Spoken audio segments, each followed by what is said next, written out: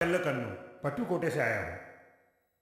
हर एक मस्जिद में मज़ार है और उसकी पूजा भी की जाती है, लेकिन आप लोग नबी करीम ही को खुदा कहा करते हैं। लेकिन मस्जिदों में ये जो मज़ारात है, किनके मज़ारात हैं?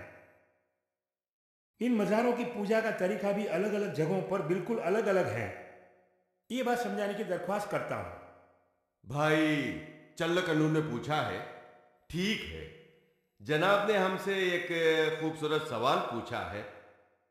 इनका कहना है कि मस्जिदों में ये जो मज़ारों की इबादत की जाती है, ये क्या है? हमसे समझना चाहते हैं। एक सवाल के साथ एक जानकारी भी दी है। आप कहते हैं कि नबी करीम ही हमारे वाहिद खुदा है। बात यह है तो फिर ये मज़ारों की पूजा क्यों होती है? इनकी ये जानकारी गलत है। नबी करीम खुदा हरगिज नहीं, हमने ऐसा कहा भी नहीं। नबी करीम तो एक बशर है। नबी करीम की भी पूजा या इबादत नहीं की जाती, उनसे मुराद नहीं मांगी जाती। वो भी हमारी ही तरह एक बशर है, लेकिन खुदा के पैगंबर की हैसियत से उन्होंने खुदा का पैगाम हम तक पहुंचाया है। हमारा अकीदा है खुदा जो है वो अलग है, नबी करीम अलग है। नबी करीम ने दुनिया को पैगाम दिया कि खुदा सिर्फ एक है। आपने इस्लाम की तबलीग की। हमारा अकीदा यही है। अगर बात यह है तो फिर हर मस्जिद में मज़ार क्यों मौजूद है? आपका यही सवाल। अव्वल बात तो यह है कि हर मस्जिद में मज़ार नहीं है। अगर और समझना हो तो जहां मज़ार होता है वो मस्जिद नहीं है, इसका नाम दरगाह है। दरगाह बिल्कुल लाहौर है, मस्जिद उससे जुदा है। जरा गौर से सुनिए। मसलन मैं जो मजहब की तबलीग किया करता हूं, अगर मैं मर जाता हूं, मुझे किसी जगह दफन करके वहां एक इमारत तैयार करके अगर मुझे खुदा की तरह पूजा जाए तो उसी का नाम दरगाह है। इसकी नबी करीम ने सख्त मुमानियत फरमा दी है। यह इस्लामी तरीका नहीं है। आज जो नागुर दरगाह कहलाती है, जिन्हें नागुर वाले खुदा भी कहते हैं, सिर्फ एक बशर है। आपकी तरह मेरी तरह एक बशर 400 साल पहले दुनिया में मौजूद थे। हमारे ही तरह खाते पीते थे, बीमार भी होते थे, इंसानों की तरह तकलीफें भी झेली थी। बशर ही की तरह एक दिन मर भी गए। वो खुदा नहीं थे। इस्लाम का उसूल ला इलाहा इल्लल्लाह सबको मालूम है। इबादत के लायक अल्लाह के सिवा कोई नहीं। इबादत या बंदगी सिर्फ एक खुदा की होनी चाहिए। इसके लिहाज से नागुर में जो हो रहा है, इसका नाम दरगाह है। उसका इस्लाम से कोई संबंध नहीं। नागुर वली एक मुबलिक, एक बशर थे, है कि नहीं? यकीनन। उस जगह में बाहर से आने वाले बीमारों को वहां के मुजावर मोर्चे उतार कर पानी पर मंत्र फूंक कर बीमारी को दूर करने का जो दावा करते हैं, ये सब क्या है?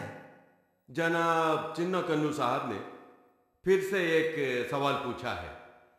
यानी वो जो नागुर की दरगाह के मुजावर हैं, इस दरगाह से पैसा कमाने वाले जो मुजावर हुआ करते हैं, वो मोरचल से झाड़ फूंक करके बीमारों को दूर करने का जो दावा करते हैं, ये सब क्या है? ये सवाल है।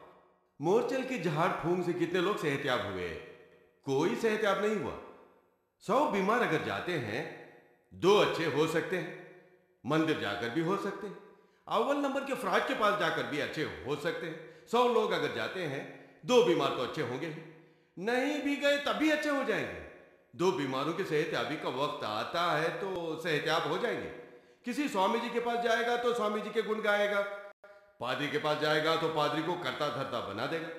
किसी मौली के पास जाएगा तो मौली को शिफा देने वाला मशहूर कर देगा।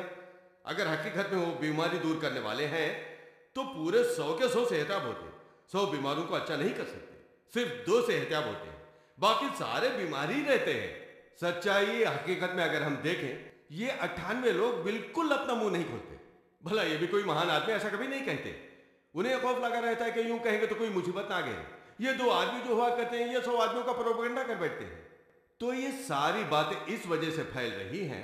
सेहतयाब होने वाले ये 2 आदमी दुनिया भर में ये बात फैलाते हैं। 98 लोग जबान बन रखते हैं। बुजुर्गों का मामला है। हम अच्छे ना हुए कोई बात नहीं, हमारे मुंह से अगर कुछ निकल जाए और उल्टा हमारा ही बुरा हो जाए तो क्या करें? यह खौफ बचपन ही से जहन में डाल दिया जाता है, इसलिए मुंह नहीं खोलते। यही एक वजह हो सकती है। वरना मुझे ऐसे कई लोग मालूम है, जैसे कि अभी जनाब ने कहा भी है, नागुर जाते हैं, फिर एरवाड़ी भी जाते हैं, फिर अजमेर भी जाते हैं। इसी तरह एक दरगाह से दूसरी दरगाह को ट्रांसफर होते आ रहे हैं, मगर मुराद पूरी ना हो। कोई फायदा नहीं, कहते हैं कि फायदा होगा मगर हुआ नहीं। यही हकीकत है। खुदा बीमार की बीमारी को दूर करता है। यही इस्लामी अकीदा भी है। और ये सब साफ दिखाई देता है। मैं पूछता हूँ, जो मुजावर बीमारों पर झाड़ू फूंक करते हैं, अगर वो बीमार पड़ते हैं तो डॉक्टर के पास ही जाते हैं। इतना जान लीजिए, मोरचल से झाड़ू फूंक करने वाला अपनी बीमारी डॉक्टर से दूर करता है। इससे क्या मालूम हुआ? पेशा, बिजनेस, पेट की खातिर, ये सारे कमालात हैं। और फिर इस फ्रॉड का इस्लाम से कोई ताल्लुक नहीं। मजहब के नाम पर धोखा देकर पेट पालना जो है, उसे खत्म करना ही नबी करीम तशरीफ लाए थे। उसे खत्म करके भी दिखाया। अब मजहब की आड़ में कोई पेट ना पाले, इस मामले में कभी नबी करीम ने रियायत नहीं की। सऊदी अरब में कहां है जहां हुजूर का ज़हूर हुआ, ना कोई तावीज गंडा है, ना मंत्र, ना कोई जोशी है, ना फाल देखने वाला। इस्लाम के नाम पर ऐसा हो तो मौत की सजा दी जाती है। फाल बताए तो मौत की सजा। मुसलमानों को मैं नेक साथ बताता हूँ, सितारा बताता हूँ, बीमारी दूर करता हूँ, कोई यूं कहे तो उस मुल्क में मौत की सजा देकर खिस्सा खत्म कर देते हैं।